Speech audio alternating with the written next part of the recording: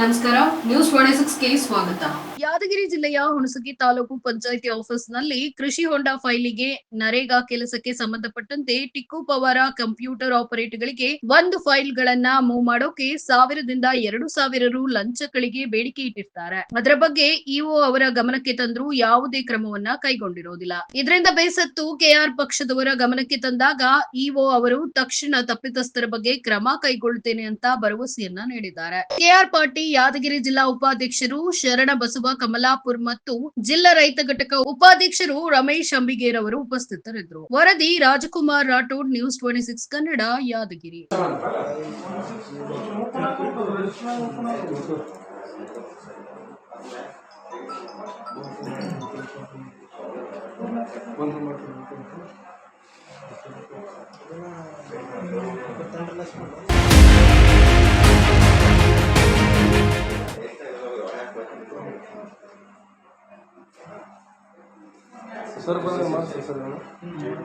ನಮಸ್ಕಾರ ಬಂಧುಗಳೇ, ಶರಣಬಸವ ಕಮಲಾಪುರ ಅಂತ ಯಾದಗಿರಿ ಜಿಲ್ಲಾ ಉಪಾಧ್ಯಕ್ಷ KRS ಪಾರ್ಟಿ.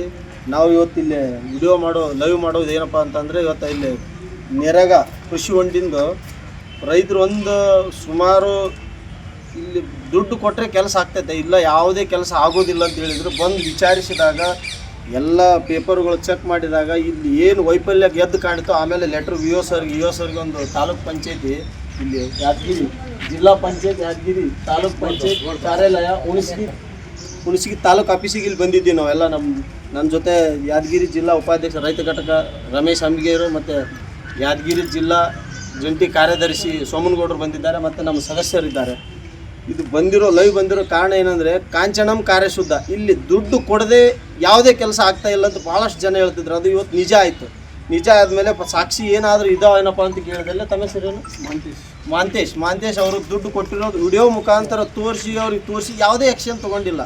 ಇದರ ಅರ್ಥ ಏನನ್ನೋ ನಮಗಂತೂ ಒಂದು ಗುರ್ತಾಗ್ತಿಲ್ಲ. ಇವ್ರೇನು ಅವ್ರನ್ನೇನು ಪೋಷಣೆ ಮಾಡ್ತಾ ಇದ್ದಾರೆ ಭ್ರಷ್ಟಾಚಾರಿಗಳನ್ನ, ಏನು ಅದರಲ್ಲಿ ಇವ್ರು ಏನಾದರೂ ಪಾಲು ತೊಗೊಳ್ತಾ ಇದ್ದಾರಾ?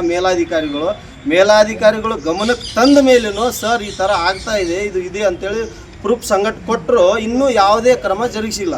ಇದರ ಅರ್ಥ ಏನು? ಮೇಲಾಧಿಕಾರಿಗಳು ಯಾವ ರೀತಿ ನಮ್ಮ ಈ ರೈತರಿಗೆ ನಿರ್ಲಕ್ಷ್ಯ ಯಾಕೆ ವಹಿಸ್ತಾ ಇದ್ದಾರೆ ಮೇಲೆ ನೋಡಬೇಕಾದಂಥದ್ದು ಅವ್ರ ಕರ್ತವ್ಯ. ಮೇಲಧಿಕಾರಿಗಳು ಕೂಡ ಎಷ್ಟು ಅಧಿಕಾರಿಗಳು ನೀವು ಎಷ್ಟು ಇಸುತ್ ಮಾಡಿರಿ, ಪ್ರತಿ ತಿಂಗಳಲ್ಲಿ ಎಷ್ಟು ಇಸುತ್ ಮಾಡ್ತಾ ಇದ್ರಿ, ಯಾವ ಗ್ರಾಮದಲ್ಲಿ ಏನೇನು ಮಾಡ್ತಾ ಇದ್ದೀರಿ ಅನ್ನುವಂಥದ್ದನ್ನು ಇವರಿಗೆ ಲೆಕ್ಕಕ್ಕಿಲ್ಲ. ಅಧಿಕಾರಿಗಳು ತಳಹಂತದ ಅಧಿಕಾರಿಗಳನ್ನ ಕೇಳ್ತಾ ಇಲ್ಲ ಅಂತಂದರೆ ಮೇಲಂತದ ಅಧಿಕಾರಿಗಳು ಏನು ಮಾಡ್ತಾ ಇದ್ದಾರೆ?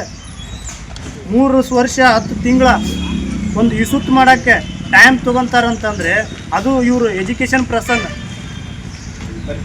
ಇಂಥವ್ರ ಬಲ್ಲೇನ ಮಾಡಿಲ್ಲ ಅಂತೇಳಿ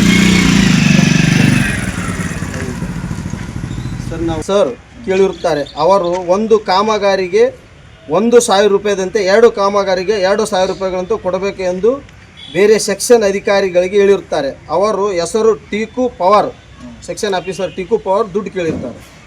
ಟಿಕ್ಕು ಪವರ್ ಸೆಕ್ಷನ್ ಆಫೀಸರ್ ಬೇರೆ ಇರುತ್ತದೆ. ಆದರೆ ಸುನಿಲ್ TC ಅವರು ಇವರ ಹತ್ತಿರ ಕಳಿಸಿರುತ್ತಾರೆ. ಇವರ ಹತ್ತಿರ ಬಂದು ಕೇಳಿದಾಗ ಇವರು ನೇರವಾಗಿ ನಮಗೆ 2,000 ರೂಪಾಯಿ ಹಣವನ್ನು ನಮಗೆ ಕೊಡಿ ಎಂದು ಕೇಳಿರುತ್ತಾರೆ. ಅವರಿಗೆ 500 ರೂಪಾಯಿ ಹಣವನ್ನು ಮಾತ್ರ ನಗದು ರೂಪದಲ್ಲಿ ನೀಡಿರುತ್ತೇನೆ, ಇನ್ನುಳಿದ ಮೊತ್ತವನ್ನು ಫೋನ್ಪೇ ಮೂಲಕ ನಿಮಗೆ ಮಾಡಿ ಎಂದು ಹೇಳಿರುತ್ತಾರೆ.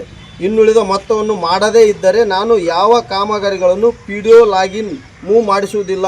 ಅದಕ್ಕೆ ಆಯಿತು ಸರ್, ನಾವು ನಿಮ್ಮ ಫೋನಿಗೆ ಫೋನ್ಪೇ ಮೂಲಕ ಹಣವನ್ನು ಹಾಕುತ್ತೇವೆ ಎಂದು ಹೇಳಿ ಬಂದಿರುತ್ತಾರೆ. ಮತ್ತು ನಾವು ನಗದು ರೂಪದಲ್ಲಿ ನೀಡಿದ ಹಣವನ್ನು ವಿಡಿಯೋ ನನ್ನ ಹತ್ತಿರ ಇರುತ್ತದೆ.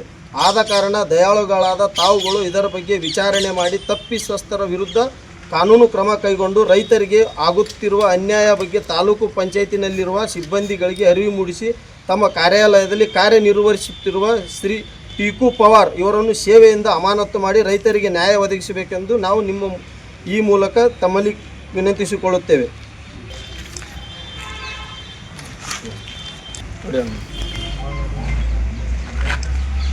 ಇದಾಗಿತ್ತು ಲೇಟೆಸ್ಟ್ ಅಪ್ಡೇಟ್ಸ್. ಇನ್ನಷ್ಟು ಸುದ್ದಿಗಾಗಿ ನೋಡ್ತಾ ಇರಿ ನ್ಯೂಸ್ 26 ಕನ್ನಡ.